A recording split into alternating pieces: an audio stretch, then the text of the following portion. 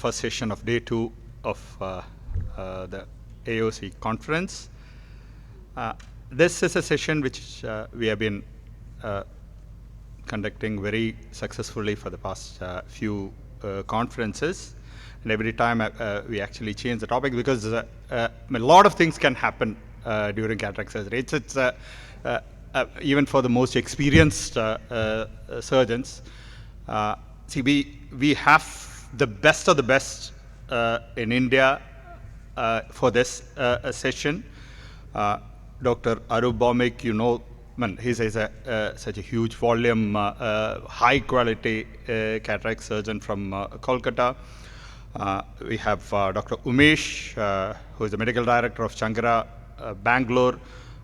He is a brilliant person. Dr. Prabhu Shankar, one of the rare persons who is equally good with retinal surgery and cataract surgery, one of the best hands in India. Dr. Vivekanandan is such an innovative, wonderful surgeon from Arvind Eye Hospital. Dr. Minu, he's a star surgeon. People really go anywhere to watch his surgeries and his presentation. Dr. J.K. Reddy, he is one of the greats in ophthalmology. He won the Pearl Award of AIOS yesterday, which was handed over. And he is a wonderful teacher, wonderful innovator, a great mind. Dr. Kaushik is a president of Shankara Eye Foundation, India, the largest eye hospital, charitable eye hospital group in India. And Dr. Vanati, the editor of Indian Journal of Ophthalmology. So, as I said, we can have multitudes of problems. The simplest of simple surgeries, which is simple, you can land up in problems at any time during the surgery. So, Dr. Arup will be speaking on two topics simultaneously. Back to back. One is nucleus cheese firing, getting converted into bowl. Mostly happens with that softish ones. And again on intraoperative zonular dialysis. Sir, please. Good morning, everyone. This is a wonderful session initiated by Dr. Srini a couple of years back. The what next in cataract situation in cataract surgery. So this time, every time we came out with a different problem, and this time I'll talk about the nucleus cheese wire and nucleus get converted into the bowel. So why it happens? It is basically a mismatch parameter. The hardness of cataract and your parameter setting. So it's sometimes very difficult how hard your cataract is, the hardness of the nucleus. So, and even today's scenario, we are using the retroillumination coaxial. Even it is sometimes very difficult how hard it is, and we can set higher parameter and get it to convert it into the cheese wire or ball formation. And the faulty technique, there may be some faulty technique which can leads to this conversation. And this is mostly happen is during the chopping session. The people who do the stop and chop regularly, they do not encounter this type of problem very rarely, but there's who are doing the very chopping technique, this encounter this problem. The different machine and different phaco tip is the most important. You should know how your machine behave and the type of tip you are using, and definitely the foot pedal control is a very important. So sometimes the foot pedal get released and you lose the occlusion and ultimately get into the bowel. Stop and chop, probably once you got into this type of problem, start and stop and chop again, and with the very low parameter, and try to divide the nucleus and reduce parameter. As I said, whenever there is a problem, you just reduce the parameter. You can trench or scalp, make it remove the all the harder part and make it the epinucleus bundle. But today's scenarios, who are using the different technique, the previously were told about the start stopping during the occlusion. If you do the occlusion, listen to the sound, occluded sound, and do the chopping. But nowadays, who are using the higher end machine, they have learned how to do the chopping in the partial occlusion mode. You really never heard in occlusion sound in case of Centurion using balance tip. So people who using this machine are is gradually learning the partial chopping in the partial occlusion mode, and they really never have this type of problem once they learn this, how to learn in the partial chopping in the partial. This is a different ball game. So this kind of happen. This is a nucleus bowl. The all are soft material, and if this is happen, you can get into the stuck in the problem. You just hydrodissection or visco dissection, collapse the one pole and emulsify the problem. The problem is this: sometimes there is a judgment wrong. There's a whole hard sheet in the basement. It's a very difficult to understand, but it will not collapse. So if it is not collapse, it will not come to your probe. So it is very difficult to get identify when your hydrodissection is again hydrodissection is not working, visco dissection working. That means there is a base of the bowel, there is a thick sheet which is then you have to go trenching or sculpting. You have to remove this. I'll show the video, and this is a different technique, and I think there is a missed chop in a very hard cataract. The whole bowel is a very hard thick nucleus, and make it to the bowel, and he will talk about this in the next session. So I am just showing this video.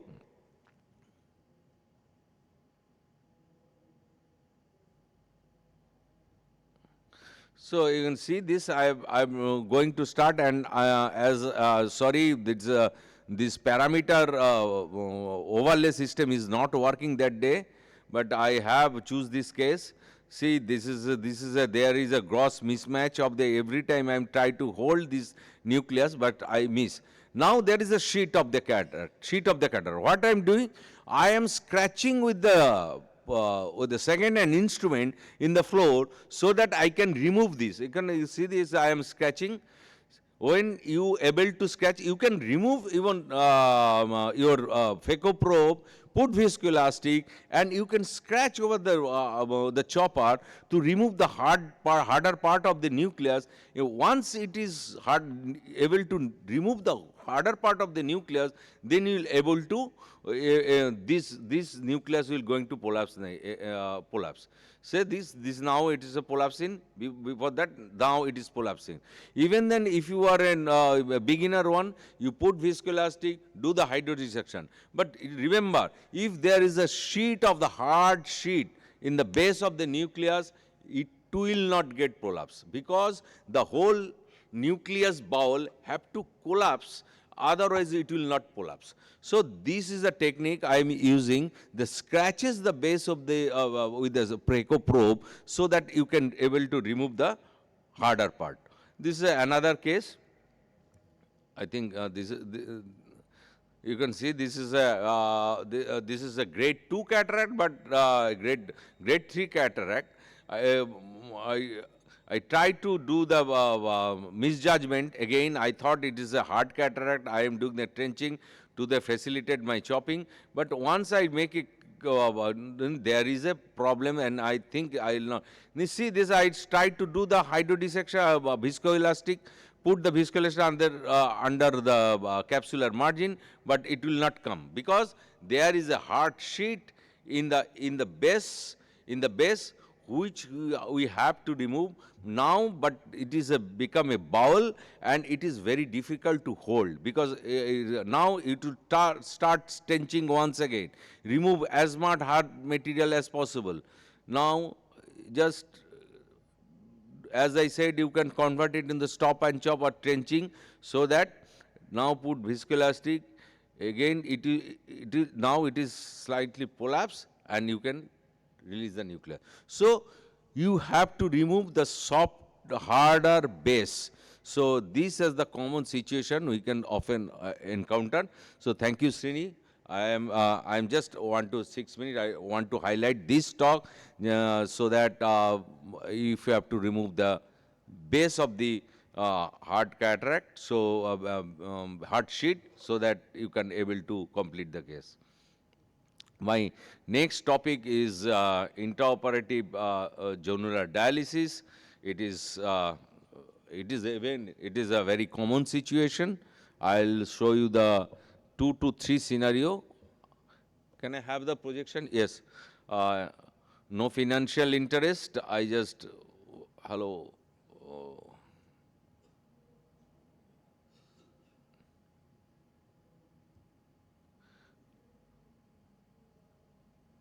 I am do the routine case chopping, and can I fast forward little bit this?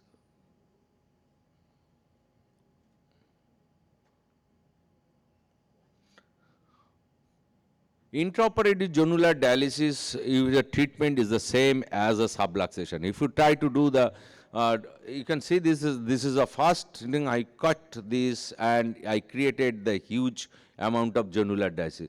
What to do? You just deposit with the, because I started to, there is a catch and reflux, press the reflux and get release the catch, and there is a vitreous loss and remove, and gradually I'll show you how to manage these type of cases.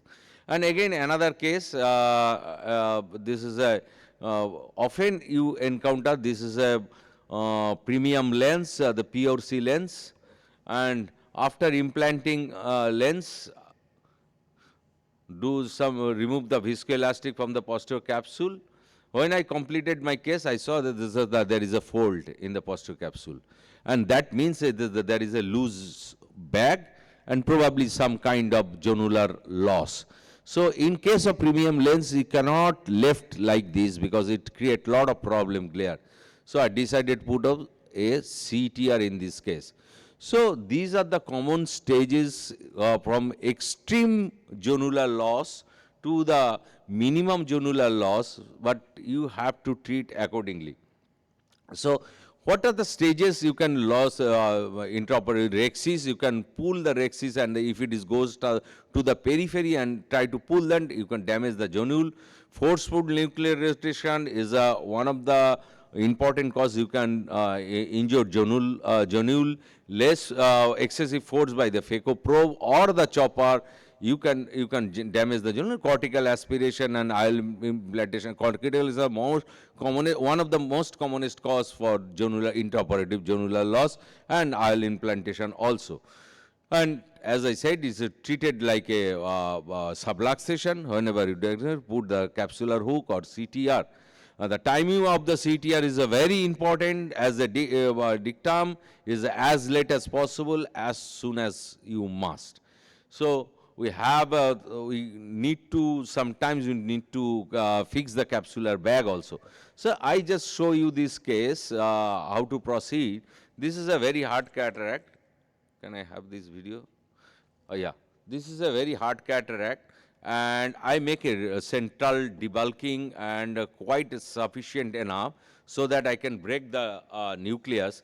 So after I am doing great, you can see there's quite hard. This cataract is quite hard, but I am doing the right chopping. But sometimes I thought there is some resistant, but I just ignore.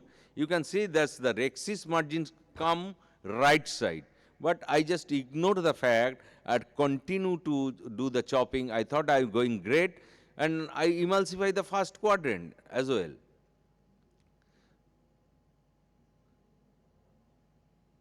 And it's a nucleus gets stop rotating, and now I just try to prove there is a jonular dialysis. So what to do the next situation? That means this is a, now you have to treat this case as we treat subluxated case. Now I put 2 capsular hook and completed my surgery. So these are the learning. Whenever there is you identify the jonular dialysis, just remember you think it is a subluxated case. So another case, and I just want to show you this again is a very hard cataract. So there is some kind of faulty technique in this case and from my side, and as Udena has very hard cataract and hypermature case, there is some jonular dialysis, jonular problem. So it is immediately diagnosis and put the CTR at the same time. And again, I am showing this is a case, what happened, this is a very important case, the timing of CTR. So it is a routine case. I am going, doing my long list. As that day, I doing chopping. Can I have fast forward slide, please? And there is some indication, there's some jonular loss, but I am ignoring the fact. Ignoring the fact, I just try to complete this case as soon as possible. I thought I can manage, and next you can see this I am able to do, and now this is a big jonular dialysis and some pieces of pieces of the fragment escape from this jonular dialysis going to the going in. Now I am putting CTR.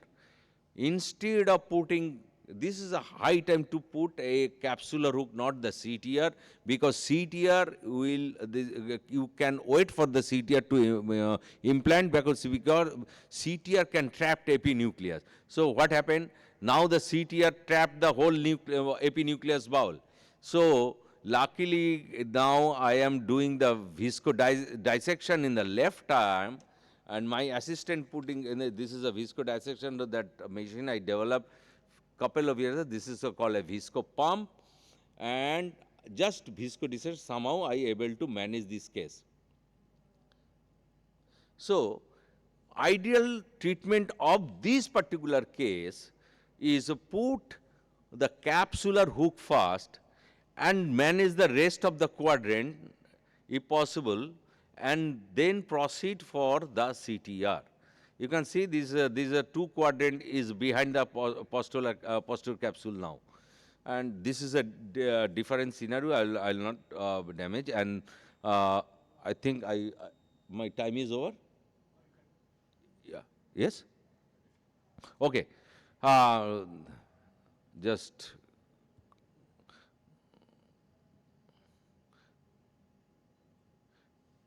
now, this is a large jonular dialysis. I have shown this first case.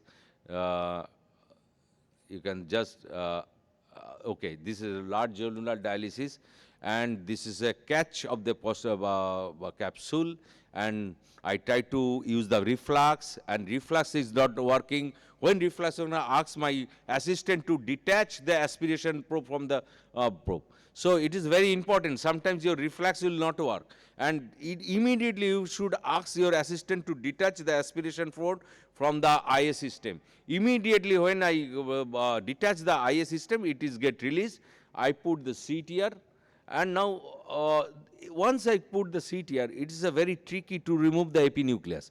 So it is should be not it should be tangential, but here the cortex was not very thick, so I am able to remove the all cataract of cortex and put the nucleus. So take home message from my side. So if there is any jonular problem, you'd identify whether it is generalized jonular problem or it is a localized jonular problem. You should treat as it is a case of subluxation.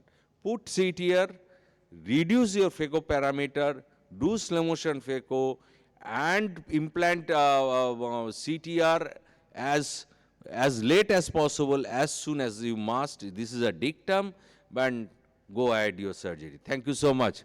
Thank you once again, Srini, for giving me this opportunity. Thank you, sir, for that wonderful presentation. Say one or two things. So the preference of the capsule support when there is an intraoperative zonular dialysis, it should be a capsule hook or a CTR, because when you showed that if you put a CTR, it is going to trap everything and the further surgeries. And your first preference would be a capsule hook, right? Capsule hook. See, the two type of stabilization of capsular. If you stabilize the capsular bag, once again, there is a loose of zonule. If you use the capsular hook, the good quality capsular hook, if it is a MST made capsular hook, it is a long end, it can It should not be- equator. it should Yes, not be now an it is iris hook also. Yes, that is also available in India now. The Epsilon is marketing. I have no financial interest. This is if you put the capsular hook, it is actually stabilized back horizontally as well as vertically. So if you seat here, put the seat here, it is stabilize the capsular bag only horizontally. So you just want to stabilize capsular bag fast. During support, you need to stabilize back firmly. It is always better to put the capsular hook. Then you finish your surgery, remove as much as cortex possible, then put CTR. But remember, even then, there is some floppy posterior capsule that can come up to the probe, even in the low parameter. You put this capsular hook, put CTR. Yeah, it should be a capsule hook, not an iris hook. Iris hook might support it, but the bag will be so floppy Yes, that it will not support capsular hook. Yes. Support only the capsular margin, Yes. not the capsular equator. Yeah, Okay, yeah, so it is that's- better to use capsular hook. Yeah, and see, most of the zonular dialysis that happened, you showed, is basically the you're catching the capsule margin, and so in a hard cataract, probably for the beginners, anyway the zonules will be lax in real hard cataract. For the beginners, one problem is if they are trying chopping and doing extreme degrees of separation, that is one That is, time. yes, the force. The force you are using in the capsular bag, that causing the damage. So for the beginner, it is always go for the, not the chopping, is go for the trench. Trench, and divide the nucleus in the two quadrant. If you, once you divide the two into two quadrant, then it is very easy to manage. For the hard cataract, it's always there is some zonular problem, some kind of, because the bag is become stretched. Why there is a zonular problem in hypermature cataract?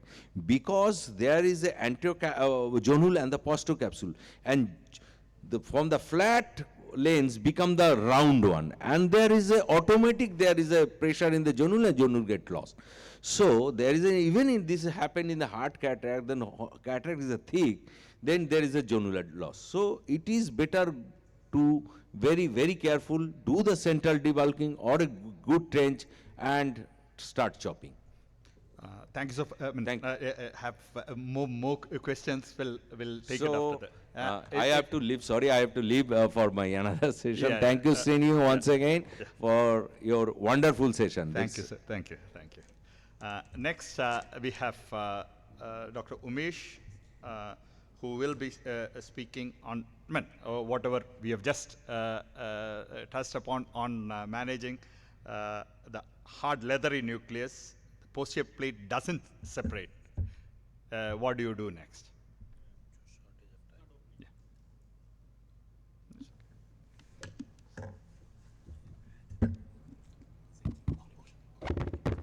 It's not opening. इधर नहीं आ रहा.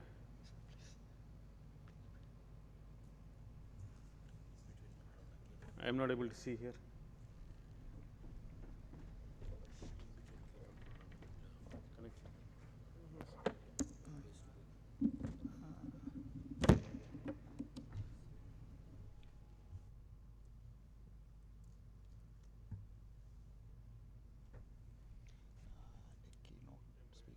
They set up this. No.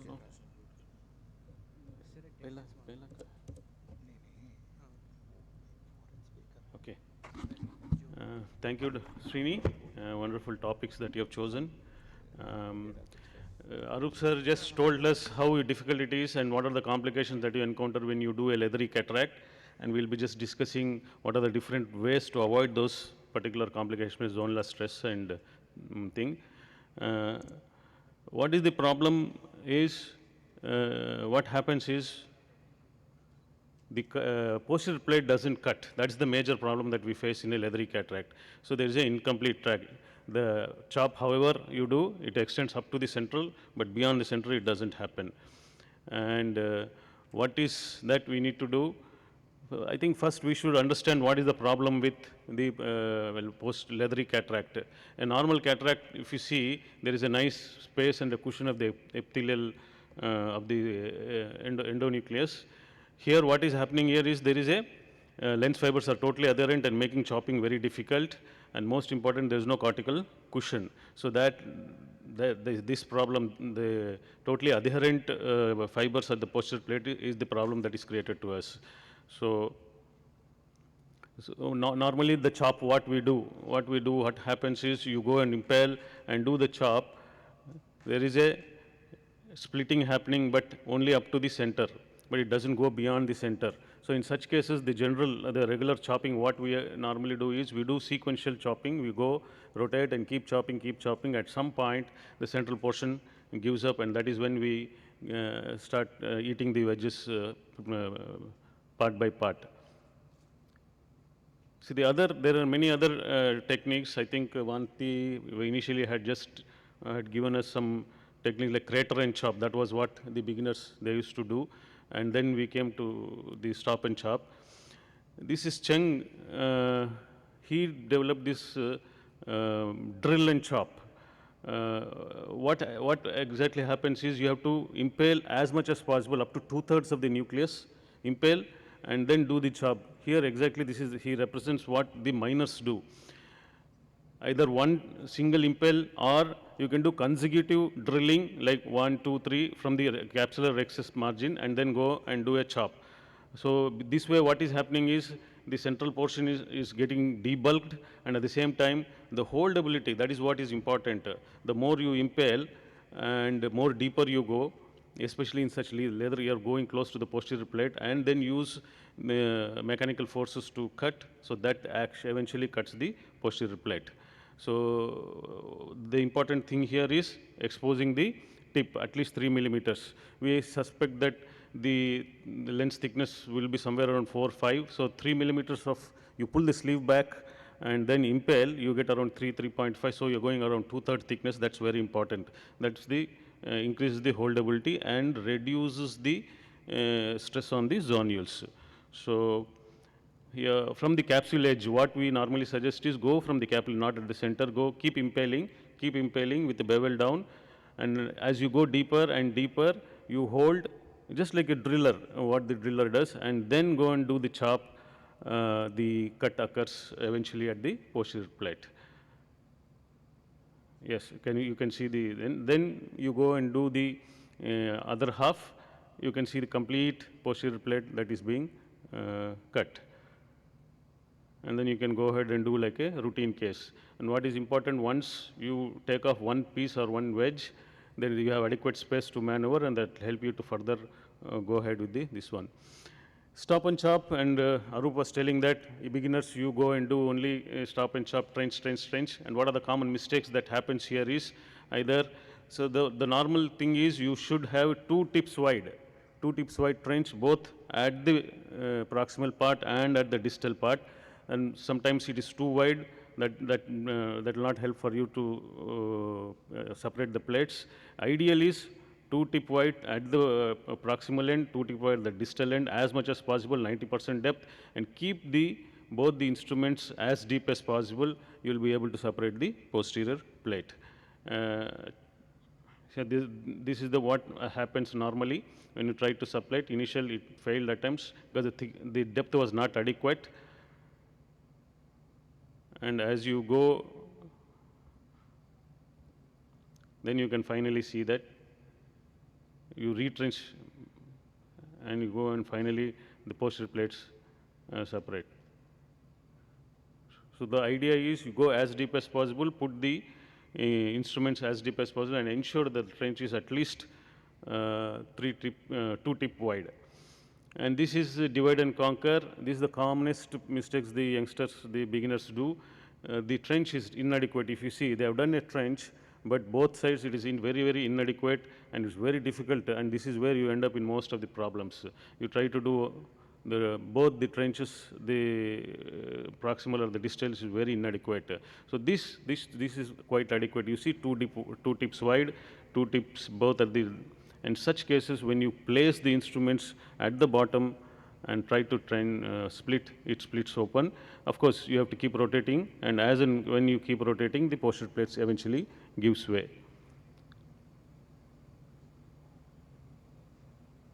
Yeah. So once one wedge comes out, and it becomes easy for you to go ahead and do. So yes, newer techniques are there. Normally there is tilt and crack. Sometimes you do the trench. Only the posterior plates are left over. You just have to flip it up and then eat it up and finish it. Vertical chops, circumferential disassembly. That is what sequential chopping I told. Some rings are there. Multi-level chop by Vasavada and progressive cracking. These are the various methods, but what eventually you should do is understand what is the pathology, where exactly is the problem. That is the posterior plate, hard adherent. Go deep, increase your holdability if you're doing a direct chop, and in case you are doing a stop and chop, go as deep as possible, 90% depth, and then do the cracking. Srini, thank you. Thank you, Umesh. Next, we have Dr. J.K. Reddy, who will be speaking on facing the possibility of intraocular lens power going wrong. So, I mean, you have a doubt that the IOL power calculation that you have done is wrong. So, what to do in those cases, sir? Thank you, Srini, and very good morning. You will be wondering why you should have a doubt on the table when you are preoperatively prepared the patient for surgery. But it's not unusual for us. Many times we don't see the patient. Many of our patients we don't see. We see them on the table only. Some they will be posted and they will want surgery, and like that it goes in India. Many of our patients. So when you see it, all the workup will be done. They say it's a tori case, something like that. Then you look at the topography, you see a case of keratoconus or a corneal scar or a injury with a opacity where you cannot rely on the K reading for calculation of the IOL power. So many of the, so if we see preoperatively, then it's okay. We look at the spectacle correction, what is the cylinder and what is the K reading, like that we try to see. But if you don't see the patient, you see them on the table, you see a case like this topography, then we cannot go ahead with a toric lens or IOL power, what is already calculated by the scan. So these are the some other cases where you see post-LASIK. Of course, now post-LASIK we have a lot of formulas, but sometimes they don't recognize, they send it, they do it, and on the table you see, when you see topography, you see is a post-LASIK case, so we have to recalculate and put it, and there is no time, already you started surgery, then you look at the lens, it's a post-LASIK. So what to do in these cases? This is the big question. It's not unusual. Once in a while it happens for us. So what we do is, in these cases, we go ahead with a McCool technique, most of these cases.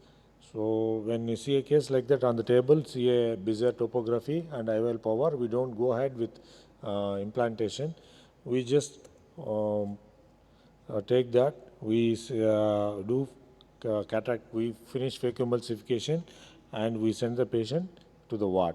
After 1 or 2 hours, they take a power correction, refractive correction. What is the spectacle correction? A good optometrist will do it into 1.75 for plus power. That's what we go with the formula. It works very well. You don't need to worry about effective lens position. It works reasonably well. So for example, this case, we had 8 diopters, 9 diopters of astigmatism. This is on the table. So we send the patient home, after surgery, we send the patient back, and the same thing, we do cataract extraction done, and patient left aphakic. And most of the time on the same day on the table, same day, after 2 hours, we do 1 to 2 hours, we do aphakic refraction, and we take the spherical equivalent into 1.75. Then we bring the patient and implant. If there is some striakeratitis or there is some problem, a little bit corneal edema and not able to get, then we do the next day. The next day we put on steroids and then glaucoma, oral acetazolamide, then next day or after 2 days also sometimes we do that, and we implant these cases with the IOL after. And these are the few cases example which I had in my records. For example, this patient had case 1 plus 11 diopters, and spherical equivalent came 11.25. So we calculated, and then we put a 11.25 into 1.75, 19 point, that means almost around 20 diopters implanted. And another case like this last case, this is okay. This is not a simple case. If you take the last case, the keratoconus case, plus 6 into plus 3.75 into 70 degrees. Actually, patient is having with the rule astigmatism topography, but he is accepting against the rule in 1. So these cases we just go ahead and put a spherical equivalent, then we give the refractive correction, post-operatively some spectacle correction. So this is how they improve very nicely. If there is no problem, this technique is very nice. You don't need to worry about much of the surprises with this technique. So what you have to do, you have to just keep calm and need not worry, just look for a solution and finish the case. Thank you very much. Thank you, sir. Can we actually, you have the online calculators for post-refractive surgery cases. Yes, now we are do it routinely to really confirm that whatever we have got in the post-refractive surgery cases on table to confirm, okay, this is it. See, that's true. The problem is online calculator post-refractive surgery. If you have a very nice central ablation, it's all right. But 30 years back, the case is coming now. The machines are really not that great. So they have decentered ablations. So the Bezier power, they take spectacle correction. There is no relationship between the topography and spectacle correction. They will be completely different. So when you have a decentered ablation or a very small optical zone, 4 millimeters, 5 millimeters like that, McCool technique is the best. That gives the ultimate. It's not any hypothetical calculation. That's the refractive state is the ultimate one. And do you have to really take the patient after Yeah, 2 hours? I do on table only. On table? On table you can do it, but on table is only refractive value. Refractive value is different from refractive correction. So on the table we used to do refractive, see in decentered ablation, irregular cornea, you can't get any reading. You don't get any retinoscopic reflex, you don't get any AR. You don't get anything. When you have such a trauma with a central corneal scar, but they improve very nicely. Post-operatively central scar, corneal scar, you do some refraction, they go up to 612. So you look for the acceptance and then Yes. into 1.75 sort of. Okay, thank you, sir. So, but the multiplication factor is the same for post-LASIK and the normal cases, or? Any refraction same as far as it is a plus. If it is a minus, then into 1.5. 1.5. If you are putting minus, then it's 1.4 or 1.5. If it's plus, it's 1. The role of intraoperative aberrometers for such cases is something, but then So it they is a- spend $1 million, $2 million, $200, $300 Yeah, million it's a dollars, and the sophisticated, companies lost yes. around $500 million. Yes, So all totally. they become bankrupt. Yes, But ORA is on the same principle. ORA is being real-time aphakic refraction. it's an aphakic refraction, and Wave scan, that was closed down. 350 people purchased it, and all the machines are in the storeroom now. And yes, now it's a now very it's coming another sophisticated company. device. Yeah. They are good, but takes a long time to No, develop. and again in post-LASIK they have a limitation, they do not image well. Whenever there is a corneal haze and there is an interface, then the imagings also are not that accurate as you would get. And probably if you're looking at decentered ablations, irregular corneas here, and what's now said is the Kane formula works well, but I don't have an experience of having used Kane formulas for keratoconic cornea. So this is also akin to iatrogenic keratectasia. So that's something which we could probably look at, but I also do not have experience on this here. So next, we have Dr. Prabhu Shankar, and he'll be speaking on very tricky scenario. Like you have a PCR with nearly the entire nucleus there. So what to do? So it can go down, whatever. I mean, what should be the plan of action in those cases? Prabhu. Thanks, Srini. I think the title is PCR with the entire nucleus in the back. So there's no choice now. So you have only two choices. You have to take a decision on table. You know there's a PC rent there. Either the rexus margin is extended or the rexus margin is toward the edge. You don't know whether it's continuous behind. So you have two choices. Either go ahead with the phaco. If we have a VR surgeon backup, then it's very safe. We can proceed even if it drops, no problem. If you don't have a VR backup and you need to refer a patient to a surgeon or a different hospital, that's the time you end up in problem. So either you do a phaco continue or you proceed with SICS. So I'll just show basically two videos and see one had a complication, one went without a complication.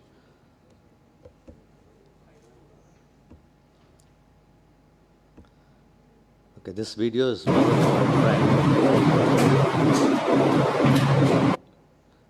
so what it does, I think the only thing here is it's quite a mature cataract, intumescent. The only problem now is the rexus is pretty small, okay? So whenever you chop, it's roughly around 4 millimeters. It's going to extend somewhere because it has to extend somewhere because the rexus is very small. So surgeon is doing a horizontal chop now. So now we can just keep watching the left temporal side of the rexus. You can see the snap sign. Suddenly it snapped, the rexus margin snapped. That means, see, the rexus is extended, the snap sign was there. That means the PCR is extended posteriorly. Now the question now whether surgeon needs to convert now or not, but surgeon is pretty confident. He knows that he can manage it. You can see the nucleus is tilting down towards temporal side, is tilting down. That means PCR is extended posteriorly is the indirect sign. But surgeon is still adamant that he don't want to bring the nucleus up. So what I would have done differently here is extended the rexus and brought the entire nucleus up and put the IOL behind for the scaffold and proceeded the phaco. But somehow I think the surgeon was lucky, his was a day maybe. So nucleus didn't drop in spite of doing all these maneuvers with the smaller rexus. The nucleus still didn't drop and still is able to manage. And only when the last piece is there, so he takes the adequate precaution that I think he puts the visco now, stabilizes the chamber.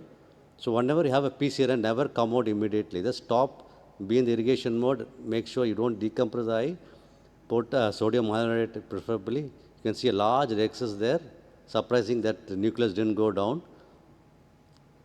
So now we're just putting, stabilizing the anterior chamber with viscoelastics so that you don't want a lot of vitreous to come out.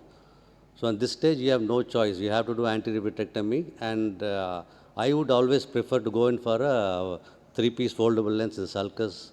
And okay, anyway, since the rexus is margin extended, difficult to do optic capture.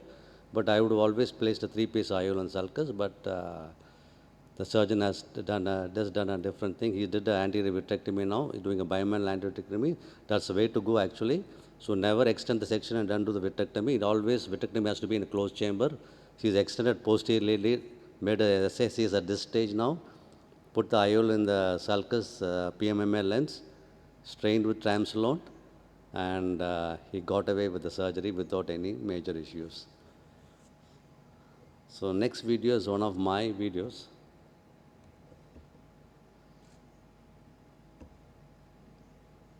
Yeah, now here you can see it's a posterior polar cataract. The capsule is already opened up. So after doing a rexus, even there's another choice. And this is very soft cataract. It's very difficult to do SACs in these cases. Without hydrodissection, you cannot bring the nucleus out of the back. The way to go is a phaco. Either you can do a phaco aspiration or phaco emulsification. So I'm very slow now because I know the capsule is down. So even if it drops, I'll only have to remove it because I do both. So I'm very cautious. The only big advantage is this patient has had a long-standing, you can see the PCR, big PCR behind now. So why nothing is happening is, this patient had a posterior polar cataract for quite some time and it's opened up. So all the anterior hyaloid face has got fibrous now. So there's PCR is remaining the same, is not extended. So it's very easy to maneuver at this stage. You can see the posterior plaque coming out. So make sure you don't use very high parameters. And always, it's like any posterior polar cataract, the subincisional nuclear fragment is the last one, is very difficult to remove it. In this case, you cannot do any other maneuvers because even if you put visco or whatever maneuver is there, they're very difficult because it's going to extend the rexus. So very slowly I'm managing it with very minimal phaco parameters. So once when you come towards the last segment or either ready to bring out the phaco probe, make sure you fill the anterior chamber with viscoelastics, preferably sodium hyaluronate, so that it doesn't cause any vitreous turbidity post-operatively. So you can just see, you can see a nice vertical large rexus. So now I'm not emulsify the last piece. So I'm just stabilizing the eye now. So with the left hand, I'm putting sodium hyaluronate. So stabilizing the anterior chamber well. The bag is also filled. So in the last piece, and it's very easy now. So in this stage, you have two options, whether you want to put the IOL in the sulcus and do optic capture, that's a good option. But I've decided to go in with IOL in the bag now. So I gently manipulate the lens inside the bag.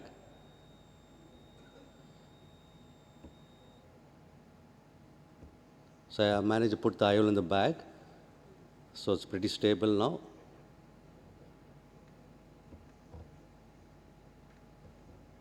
So IOL is also stable, no issues.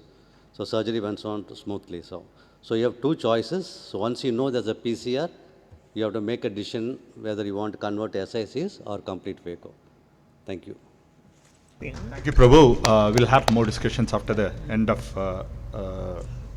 all the presentations. Next, we have Dr. Minu Mathan, who will be speaking on what to do if you need an intact bag and intact rexus for a premium IOL. So you plan the premium IOL, you have a problem with the rexus, and how to manage. Minu, please. Good morning, ladies and gentlemen. Thank you, Dr. Srini, for this opportunity. No financial interest in this presentation. See, a mid-dilated pupil, and the pupil constricts further. You don't see the rexus margin. You need to chop. Sometimes you'll chop the rexus margin, and then you won't realize it. And towards the end, lucky me that there is no nucleus drop, but then you can see an open area here, this one. That is a open posterior capsule here, but see the continuity of the rexus here. There is a rexus tear here. That is the one which has wrapped around to the posterior capsule. This is the most dangerous thing which can happen without we realizing. So rexus runoff initially is a different thing, and during phaco is also a possibility.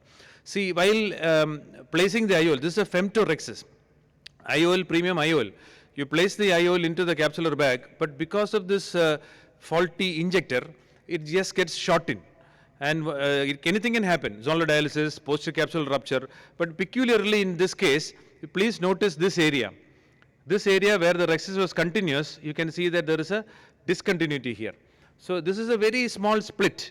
So it is not going to the periphery, whatever. So then you can just rotate the haptic and place it 90 degree away from that and get away with this. Hyper mature kind of cataract, and inferiorly there is a rexus tear here now during chopping. There was a fibrotic area which got one chop, one piece taken, all the rest chopped. So I stop, do not proceed. I don't proceed. And prolapse this nucleus out of the bag, go to a different location, or even if you want, you can extend the same incision posteriorly onto the sclera. But I decide to go superiorly and make a clear, nice, well-made sclerocorneal incision which will close well, dial the whole lens out of the bag. And the good thing is that it is not completely chopped. So it will come out in one piece, but there are different partially cut pieces. So it may come out bits and pieces. So use a lot of viscoelastic viscoat or other dispersive OVD so that you don't hurt the endothelium, and then bring out the whole nucleus cleanly. So don't be stingy on the incisions which you make on sclerocornea. They don't induce too much of astigmatism if done well, and endothelium is more crucial. And now you can see the inferior extension of the rhexis here. Here again, a single piece lens can be placed horizontally. Only thing is the open end should not be close to this. Then it pops out. So the haptic optic junction on this side can be closer to this, but the open end I keep it away from this as much as possible. So in a multifocal also this can be done, and if you aspirate all the visco from behind and tap the lens down, usually it stays, but it cannot be always sure. But if it is a multifocal lens, it doesn't decenter that much, but if it is a toric, then comes the problem. If it decenters, then you have a problem. Even multifocal or a trifocal, if it goes a little decentered. So it is not at all safe if you have a very wide rhexis and the rhexis tear. If you have a smaller rhexis and one small, then it's fine. So this is a mature cataract, small pupil. See this one, 5 millimeter, 5.5 rhexis. I know that this is 5.5. So unnecessarily I am having this Varion on and this tracking on and all those. And this obscures my view there, and there is a runoff to the periphery there. There are other reasons also because of the intumescent lens, but then these kind of, now it is gone, and you can see that the staining is also not very clear there. These are the reasons for getting a rhexis there. Now this is gone to the periphery. You cannot retrieve it now. So Recording in progress. Pardon me? I am trying to cut on the other side and bring it back towards the extension area. But the good thing is that extension is subincisional. It mostly the pressure goes in away from your incision, and so usually doesn't extend. But then the chopping has to be very gentle, and one piece has to be taken out immediately, so that you don't create large lateral separation to exert more pressure on your rhexis tear, which can access onto the posterior capsule.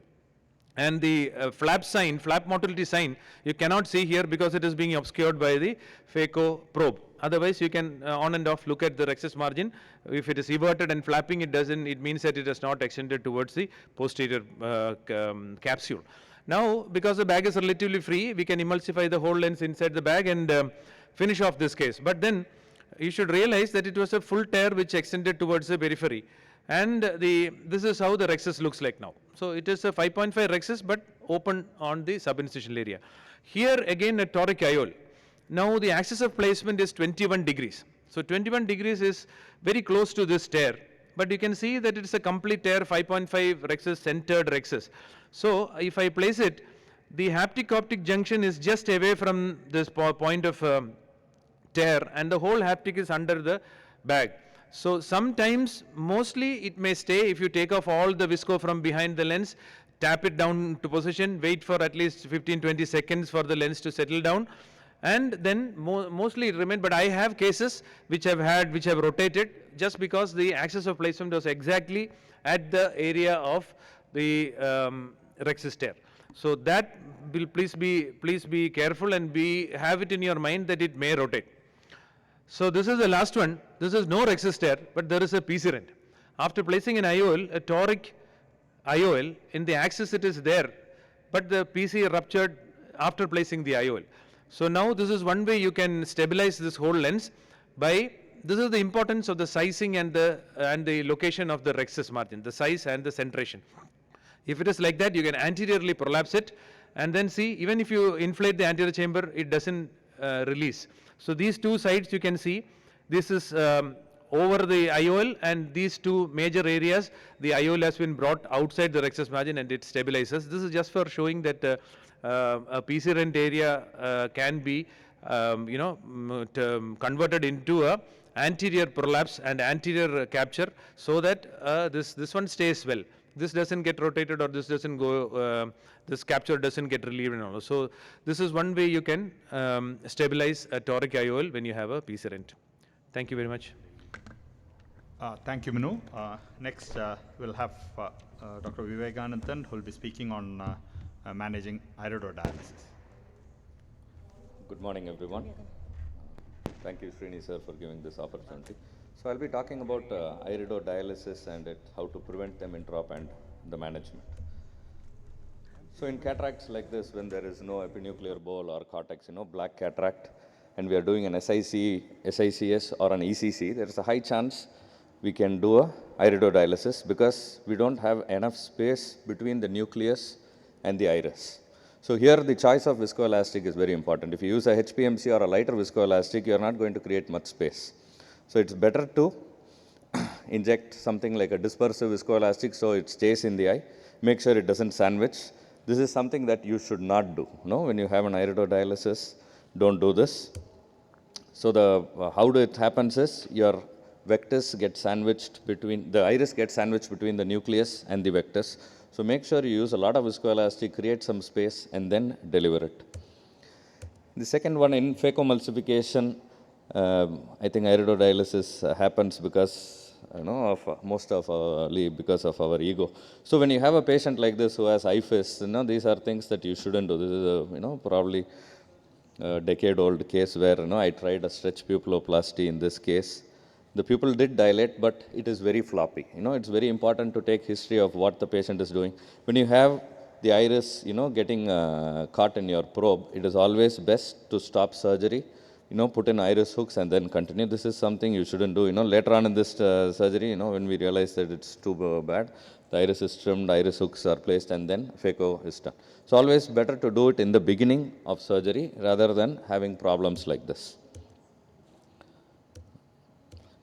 One other thing is, you will have an intraoperative meiosis. You will start with a 7 mm pupil and then on table it might go up to 3 mm, 4 mm. There will be a lot of fluttering.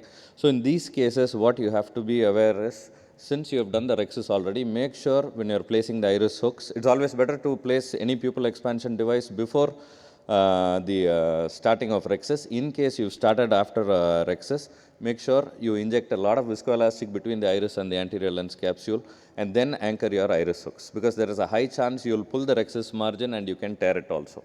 Even, not just iris hooks, even your Malyugin ring or any other pupil expansion device, you have to be aware of, the rhexis being there. So inject a dispersive viscoelastic, check with your Kugel hook and then anchor the iris points. And this is just to show, this is a pupil expansion device that I designed along with our lab. I have no financial interest, so I just want to show this also. So this is one device, which encircles the pupil 360 degree. It's made of silicon. It holds the pupil and it gives you a round pupil called the iNova. And so such devices can be used so as to prevent an iridodialysis. Moving to iridodialysis, I don't have a video of intraoperative iridodialysis, but I'll show you my technique of managing an iridodialysis. So in this particular case, it's a traumatic cataract. So where there is 4 clock hours of iridodialysis that you can see on the nasal side, I make the incisions, I stain the capsule, and then I make an incision right in the middle of the area of the iridodialysis. This is mainly to insert the iris hooks so as to keep the iris from getting caught into the probe. So once the iris hooks are placed, I complete my phacoemulsification. I'm just not finding the cursor. Okay. So once the iris hooks are placed, you complete your phacoemulsification, and then you can place the intraocular lens in the bag, assess the zonular weakness, depending on that, you can do all that. And then after removing the iris hook, I make paracentesis so as to facilitate my second instruments going in. And then I remove the HPMC from the eye, because HPMC tends to roll out the iris tissue. I use a combination of sodium hyaluronate and a dispersive cohesive combination so as to flatten the iris. And at the level of iris plane, I use a spatulated needle attached to a 70 Prolene suture. I move the conjunctiva radially before making the sclerotomy, and then the peripheral iris tissue is held, and through the paracentesis or the clear corneal incision on the opposite side, the needle is held and it is brought out. So once it is brought out, the same needle I reintroduce through the same paracentesis or the clear corneal incision. And in the similar fashion, the peripheral iris on the opposite side, where I have to anchor, is held. and using the same needle suture, it is pierced, and then it is brought out of the eye at the level of the iris plane. So one thing I recommend everyone to do is do a peritomy in the initial days. Once you're comfortable doing the procedure, move the conjunctiva tenons radially before you make that, bring the needle out, so as you don't have the scleral opening and the conjunctival opening at different sites. So now you have a loop inside. Once you have a loop inside, all you have to do is pull the sutures coming out of the sclerotomies till you get proper approximation. Once proper approximation is there, trim the suture to about 1 millimeter, and using your low power portable cautery, create a small flange. So first, after one flange is created, all you have to do is pull the suture on the opposite side. While doing so, pull the conjunctiva tenons surrounding the flange so as to bury the flange below the tenons. And once it plugs the sclerotomy, trim the suture to about 1 millimeter on the other side, and then you create the second flange and bury it. Sorry. And then wash the viscoelastic. So if probably in the initial days when you are trying to do this, I would recommend doing a peritomy. So this is a technique that I would design. The conventional way, you can do a Hoffman's pocket and bury the, take multiple bites. So this is a little simpler version of IRD management. Thank you. Thank you. A very nice presentation, Vivek, and it's a nice way to see that flanges which are invented for IOL now you are using for iodialysis. Next, Dr. Srini. Yeah. Yeah. So I'll be just walking through a few of the IOL implantation mishaps that can happen. This is a wrong powered intraocular lens that has been implanted. Can the audio be cut? So what I prefer to do is for explanting it, I cut the IOL. So before cutting the IOL, I normally put the IOL in the bag. And it's okay, sir. It's okay. I put the IOL in the bag, and so that the PC is supported, and cut the IOL to about 1/3, and using the cut area as a fulcrum, you take it out. This on implantation, you can see that part of the IOL is not there. In those cases, you don't have to do more of cutting. Just extend the section a bit and bring it out. So this is a common thing that happens with the Indian-made hydrophobic intraocular lenses. Lenses are good, but the injection system is not great. So just pulling it out will definitely damage the IOL. So what I do is I just keep rotating it, and it just comes out most of the time. And here again another case in which it's stuck in the cartridge. You push it, it doesn't go. So how hard you push, it doesn't go, because you can see that the soft tip has come out to the hard this thing. So you can identify an area where the optic is not there and cut the cartridge with a sharp blade. Then you can actually safely take out the IOL. And see, the problem here again, implanting, is that in hydrophobic, it is all folded, so it takes time to redo it. So this is hydro implantation. I use a 23G needle for the fluid, but if the fluid is not directed properly, it can hit on the IOL, and the IOL can actually flip. So once it is flipped, it's not safe to reflip it under the irrigation. Put viscoelastic, then you can put it in the right orientation, and put the IOL in the bag in the correct way. Here another case where the IOL has sort of started flipping under hydroimplantation, but it's not really flipped. Then it can be reoriented under irrigation only, and the IOL can be placed in the back. So when it is hydroimplantation, the direction of the flow of the irrigation is very important. See, this is first post-op day. It's a sort of a sinking IOL, right? So but I knew that there is no PCR or anything. So you can see what has happened. So the IOL a haptic, the optic haptic is there. So many times you see it and you feel that later on it's in the bag, later on it is going to come back and it'll stay in the bag. But occasionally it might get stuck there. So in that case, you'll have to take it back and separate it. You can see how much force is required to actually separate it. So this is post 1 month post-operatively. 6/6 vision, but the patient has high IOP and pigment dispersion. There is pigment on the IOL, pigment in the AC, pigment in the anterior vitreous. So, see, as you gain experience, I mean, you tend to be more adventurous, and I tend to do cataract surgeries without pupil expansion, even in pupils as small as this. The tricky part is cortex wash and the IOL implantation. Here, because you can see that IOL is going in smoothly, it has gone into the back. So in this case, it's 6/6. There is no refractive error. You do an anterior segment OCT. What can you see? The IOL is in the optic is in the back. One haptic is outside, and that is there, pressing on the posterior surface of the iris, causing the pigment dispersion and the high IOP. So the next time I took the patient, I was not injurious. I put iris hooks to have a proper visibility. This is important. 1 month I took it up about 2 months post-operatively. I was hoping that everything will be fine. Then only I realized something is actually wrong there. So you can see this has to be, so 2 months it gets stuck a little bit, but with care you can actually bring it out and put it into the bag. So the optic haptic getting stuck, and so this was IOL was in the bag.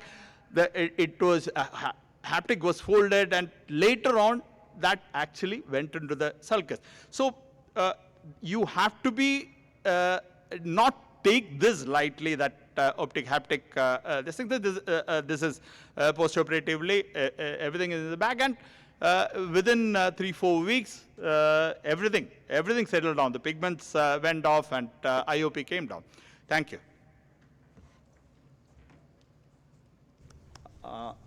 Next, Kaushik is there. Dr. Kaushik is here. Kaushik and one.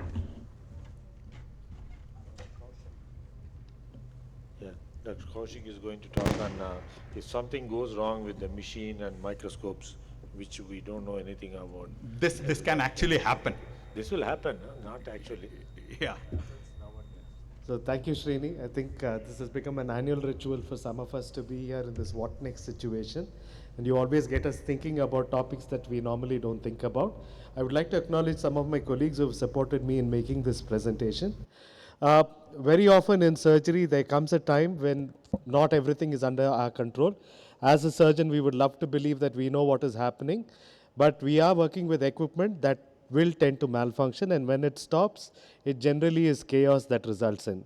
With surgical technology coming in, patient outcomes have definitely improved, but failures in both equipment and technology are implicated both in surgical errors as well as in adverse events. In different healthcare settings, the impact of infrastructure issues have been shown to have detrimental effects on outcomes, not just the equipment, but also the air conditioning, the temperature control and all of that has been shown to be areas that we can actually improve on.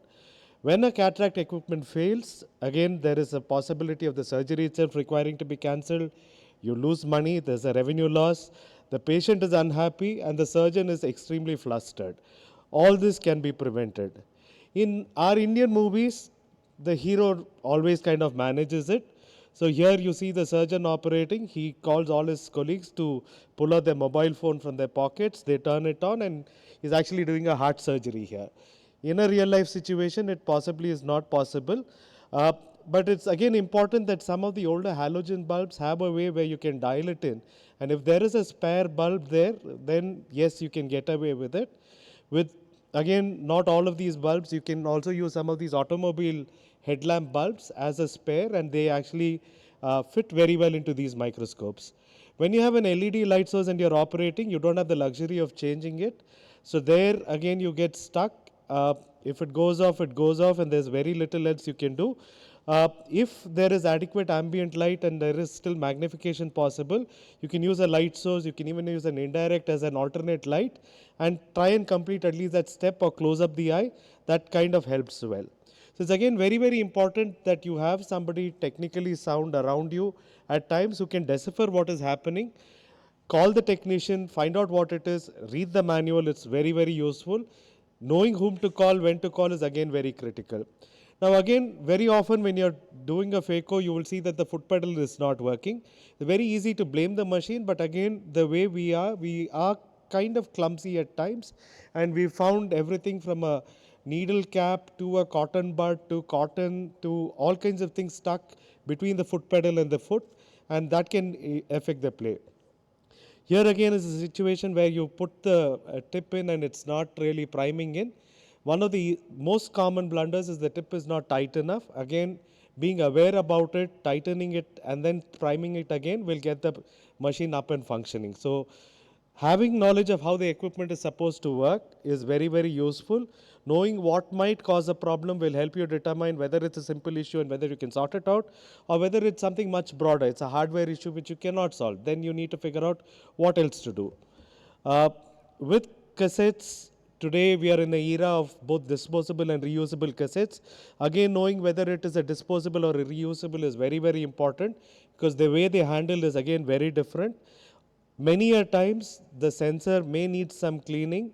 You will need to use a very soft tissue to clean the sensor and put it back in, and you will also find that it kind of starts functioning again. If a reusable cassette is repurposed, often there is some humidity that remains on the sensor and it is very, very difficult to get it off. In that case, you have to be very careful. Again, here we've shown both the reusable as well as a disposable cassette. So being aware which is reusable, disposable can help you determine whether you want to put in a new cassette or whether you think that there is a more fundamental problem that is there. Again, it's important in these consumables to have adequate backups and know where they are kept.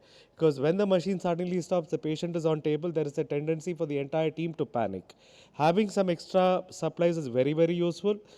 Not many will have the luxury of having a backup phaco machine, but having backup handpieces are very critical. Because when you're autoclaving it through multiple cycles, it's important to have at least one or two more so that you can use it. Again, going back to our Hindi movies, well, this is a scene where for a suction delivery, it's a very popular Hindi movie where he repurposes a vacuum cleaner to do it. Again, it's not very smart to try such alternates, but when the system is not working, having a fundamental knowledge of SICS can get you out of a sticky wicket, and you can, end of the day, the patient wants to see. They are not very particular whether you've used a machine or what brand of machine you've used, but whether you've handled the cataract well and you've actually helped them to see better. So again, it's very important to have a plan and explain to your assisting staff what you intend to do. Communication is very, very critical so that they are also aware as to, they can kind of plan what your asks are and have a knowledge of instrumentation. Making sure that they are trained again helps you. It eases the panic mode when the unexpected happens and keeps everybody calm and on the task. Again, this is a paper that I came about where surprisingly it came up saying that when you're looking at technical skills for a trainee, instrument handling and instrument knowledge is supposed to be key elements. Very little of our curriculum actually covers that. Possibly is very important for us to understand why failures happen, and we know that outcomes are not dependent just on the surgeon, but also on the performance of the theatre equipment and the surroundings. So hopefully we don't have a malfunction. If it malfunctions, hopefully we are smart enough to pick it up and handle it. Next we have Dr. Vanathy, Professor Dr. Vanathy, speaking on the most difficult situation to manage. All those complaints that patient complain of, 6 patient discomfort, watering and all. Yeah, thank you, Srini. And as Srini rightly said, this is a talk which goes on fitting into a cornea and ocular surface session here.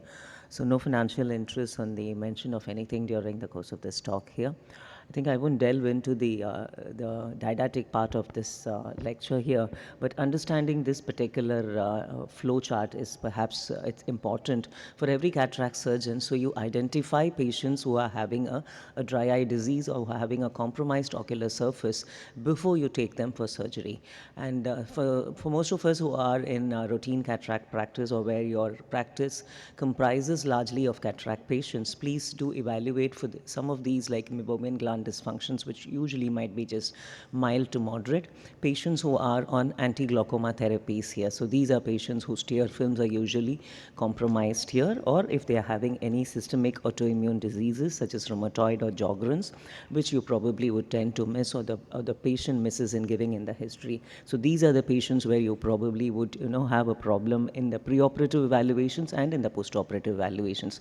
This is particularly important. So I'm going to, when I asked my resident to look at this particularly, she did assemble a flow of literature on this particular. So particular thanks to Shivani, but I think our time will not allow us to delve into the nitty-gritties of this. So what is important here is that you understand that you evaluate the ocular surface well enough before you take up these patients. In those particular patients who are 6'6", if they are for whom rather than saying 6'6", for whom your surgery went absolutely uneventful and everything is fine, and your patient is still probably reading only 6'9", and you're wondering, most of the time this is probably toric patients, or they are multifocal patients or trifocal or premium IOL patients whose tear film is compromised here, so because of which your preoperative keratometry could have been erroneous here. So such are the patients where you'll probably have to red flag your biometry and get it repeated on two different scenarios before you would go on to pinpoint what is going to be the IOL power for these. If you have not done this, then probably you will have mild residual refractive errors for these patients. That's one scenario which you're looking at. Postoperatively, again, these tear surfaces are not optimal. So a patient who's actually having 6'6" might not be reading 6'6" or 6'5". So you need to optimize the tear surface. So frequent lubrication is important for these patients here. And again, try to give them minimal positive epitheliotoxic medications. All of us do follow as a routine 4th generation fluoroquinolone. So probably you can be wary of the frequency which you're instilling of your topical antibiotics and your topical steroid therapies, and you can taper them, or you can give them a lot of adjunct copious lubricant therapies as the ocular surface warrants. So a simple in-office test of looking at the ocular surface staining techniques of the cornea and the conjunctiva, looking at the health of the lid margin, goes a long way in managing many of these unhappy patients which you have here. The ocular surface analyzer is one particular test which would probably help you. So that's why I think more of us are integrating our dry eye suites into our cataract patients, as we are integrating our refractive suites along with our cataract practice here. So this is one scenario. An ocular surface analyzer really does help you to analyze the quality of the tear film here, the amount of meibomian gland damage or loss which is present on these patients, and potentiate or optimize these surfaces both preoperatively and postoperatively in these patients here. You might get scenarios such as this, which could be because of blepharokeratoconjunctivitis, which can occur postoperatively, or you miss them preoperatively, or these can also be preludes to developing wound infections and corneal melts and a steroid potentiated melt of the wound infections when you're doing clear corneal incisions. So that's a particular scenario you will need to take care, and you will need to titrate your postoperative medications in such scenarios here. This is one particular patient, and most of us do get these dire patients where you see the lid margins are thickened. The patient has a significant ocular surface disease before taking. So as I already mentioned, preoperative evaluations to be red flagged, to be repeated on two different timings for these patients here by two different observers before you would pinpoint on what is the most optimal for these patients to be used here. And something which is very dire as this then probably goes to the cornea practice for handling, and these are more difficult cases, and this warrants a more detailed discussion, but I think that will not be within the purview of today's session here. But important is, this is one particular scenario when you're looking at this, look at tear osmolarity here. Tear osmolarity is probably not considered as one of the most important factors when you are looking at ocular surfaces, but these would be particular scenarios, patients who are on post-refractive surgery, dry eye, post-menopausal women who are on dry eye thyroid disease, patients who are on dry eye disease here, and patients who are on anti-glaucoma medications. You probably can look at their osmolarity indices, and a change in the osmolarity indices would probably warrant an optimization preoperatively and a continued optimization postoperatively in these patients before you take them for surgery. Thank you. I'll now stop here. Thank you, Dr. Vanathin. Next, we have our international speaker. We are fortunate to have Dr. Hatem Amar, and he'll be speaking on management of severe capsular phimosis. Good morning, everybody. Thank you for all India Society and Asia Pacific Society for the kind invitation. Thank you, Dr. Siri, for inviting me for this, or having my lecture after this nice course. Thank you for everyone who come early in the morning at this very early time. Management of severe capsular phimosis, no financial interest. It looks the problems with cataract surgery doesn't finish with the end of the surgery. We see here a patch of marvelous surgery, subluxation, hard cataract, problems with IOL. All are solved simply, corrected well with excellent surgeons, but it looks the problems will not end. Sometimes the problems start after 10 years, 15 years, or 20 years. It looks the patient catch your neck until either he will die or the surgeon will die. One of both will die. So capsular phimosis, it results from scarring and contraction of capsular excess diameter, usually associated with several ocular and systemic factors which either increase inflammatory component in the anterior chamber or lead to instability of blood aqueous barrier, commonly associated with pseudoexfoliation, with uveitis, myotonic dystrophy, retinitis pigmentosa, diabetic retinopathy, high myopia, or Marfan syndromes. Surgical risk factors, smooth capsular size. That's why never work in a keyhole surgery when the pupil is narrow, not just intraoperative difficulty, but later on complications of capsular phimosis and so on. Insufficient aspiration of residual lens epithelial cells, IOL designs and material may play a role. Excessive manipulation intraoperatively may lead to zonular dehiscence with subsequent phimosis. CTR may reduce the incidence of capsular phimosis. What is the treatment? There is a problem. What's the treatment? Treatment depends on the degree and progression of the contraction. Mild to moderate cases, usually radial incisions are sufficient, done by YAG laser capsulotomy. Anterior YAG laser capsulotomy, it is the simplest mode to do it, aimed radially at the level of the anterior capsule to disrupt the centripetal force. So it reduces the contraction which occurs centrally. In severe cases like these cases, fibrotic membrane may need to be excised either by a vitrector or microscissor. Depending on the stability of the IOL and the integrity of the remnant capsular bag, the surgeon would have to take a call of haptic reposition versus IOL explantation and alternative options. Let's go to the movies. A case like this, after 15 years of the first surgery, which is done by me, as you see, although rexis is large, not small, but severe phimosis was very dense after cataract occur. Almost always you find a plane. Try to dissect simply. Take your time to dissect between the edge of the fibrotic capsule and the IOL. You almost always find a plane, but take your time, change your hands. You will find some slot to open this fibrosed, long-standing bag.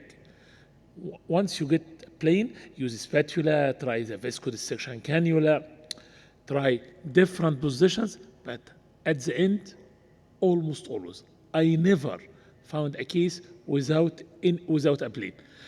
The worst place to try to find a plane is the optic haptic junction. This is the most strong fibrotic area. Once you find a plane, you dissect it, exchange your hand to complete it 360 degrees, as you see. Then you can separate the subcapsular fibrosis. There is usually a fibrotic membrane underneath the edge of the capillaries. Now I am dissecting the fibrotic membrane from the anterior capsule. So you can keep the anterior capsule intact. You can't remove it. You no need to remove it. Dissecting the fibrotic membrane. When you are trying to pull it, the most adherent area is the optic optic haptic junction. As you see here, this is the area of maximum adhesion. At this area, you need to excise it by scissor, not pull it, to avoid zonular damage. Here, the challenge is to remove fibrosis without compromising the zonules, which is the supporting device for us. Once you finished it, now the injection of the viscoelastic to open the capsular bag, clean the lens matter, which are formed, whether Elching piers, sommering grains, whatever the type of lens fibers or perforations of the capsule, subcapsular epithelium, you can clean it simply. In this condition with the 3-piece IOL, as you see, the edge of the capsulorhexis is intact. It is completely intact, wide enough, but fibrosis will occur with time. Time factor is important.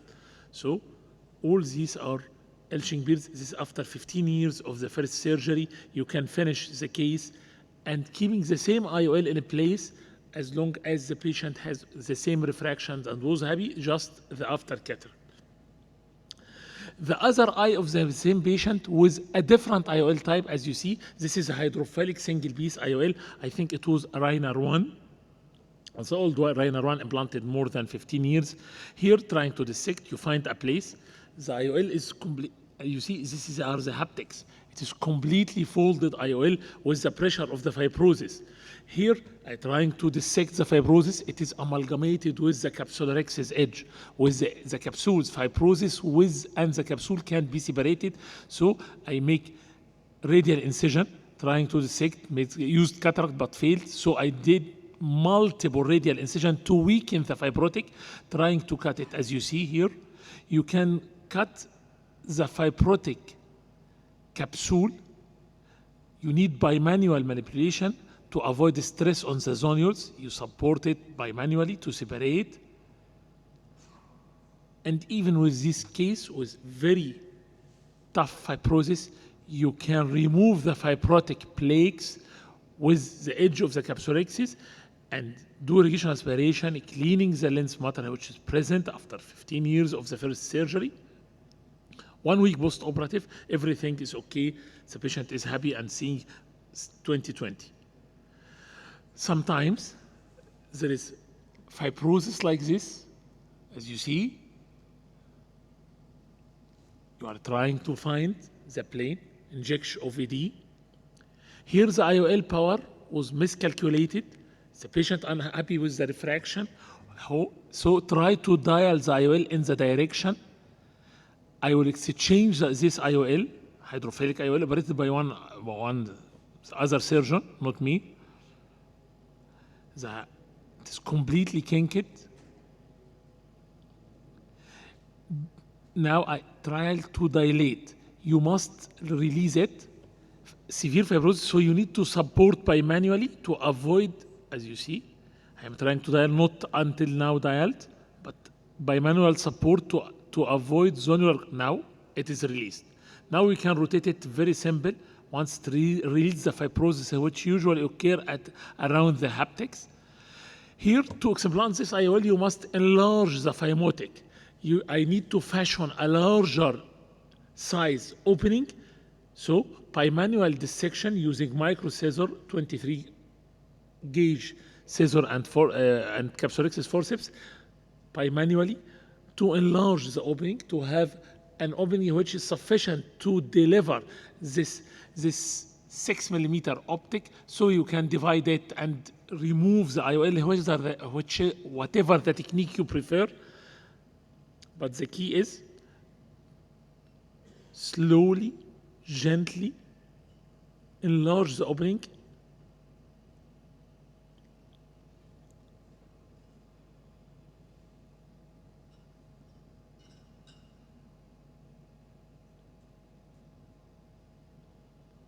Once you fashioned a large opening, you can deliver the IOL from within to the anterior chamber and remove it, as you see.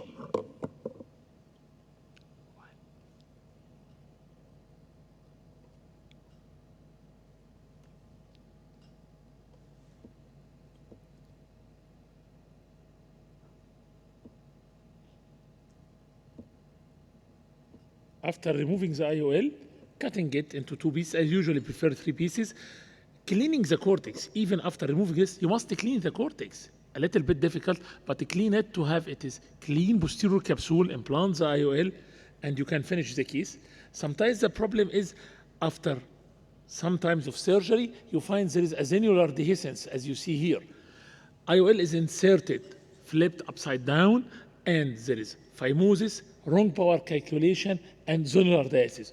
All occur in this condition after a time, operated by one of my colleagues, and send it after 1 year to solve the problem with a refractive surprise of -10, not 1 or 2. So here, you must be very cautious to avoid removing the whole back complex, IOL back complex.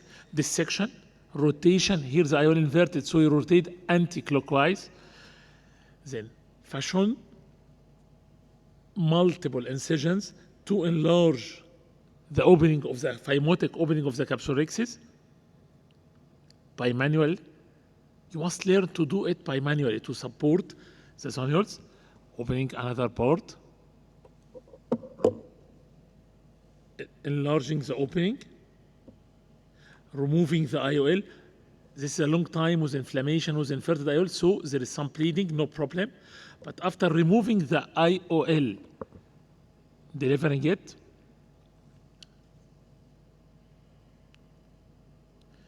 I need to enlarge this pupil to ensure I am seeing the position of the multi-piece IOL, trying to support those areas of zenular. So injection of intracameral adrenaline, implanting the 3-piece IOL in the bag with putting the haptic in the area of zonular dialysis. So I use the 3-piece IOL here as CTR to support the area of zonular dialysis.